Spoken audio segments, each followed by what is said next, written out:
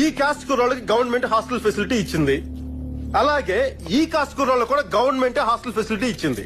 ఇద్దరికి ప్రభుత్వమే ఖర్చు పెడుతోంది. అందరినీ ఒకే క్లాస్ లో కూర్చోబెట్టి పాఠం చెప్తున్న ప్రభుత్వం రెండు వేరు వేరు హాస్టల్స్ ఎందుకు పెట్టింది? అలా పెట్టడం వల్ల ఇద్దరు కొట్టుకొని చేస్తున్నారు. ఇలా విడదీయడానికి నాయకులకు ఉన్న కారణాలు సిద్ధాంతాలు ఏంటో నాకు తెలియదు. ఎవడన్నా వచ్చి చెప్తే వినాలనుంది. ఒకవైపు ఏమో అంబేద్కర్ గారి పేరు చెప్పి అనైలేషన్ ఆఫ్ క్యాస్ట్, కుల నిర్మూలన మాట్లాడతాం, ఇంకోవైపు కులాన్ని ఎగదోస్తూ ఉంటాం.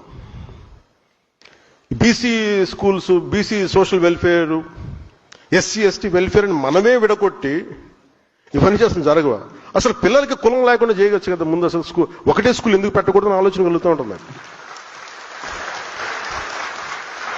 ఎవరికి ఆలోచన అసలు నేను పెడదామా లేదా అంటే ఒకసారి మాట్లాడాల్సి వస్తుంది. ఎందుకు పబ్లిక్ డిస్కోర్స్ లో మాట్లాడుతున్నా అంటే, before I speak in cabinet I want this to be in public discourse.